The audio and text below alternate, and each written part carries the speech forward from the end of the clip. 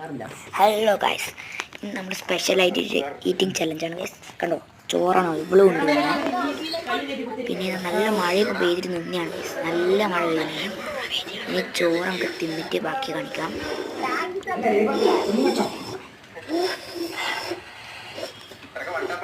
നമുക്ക് തിന്നോക്കെ ഗൈസ്. മതി കൂട്ടി കുഴക്കട്ടെ. ആഹാ,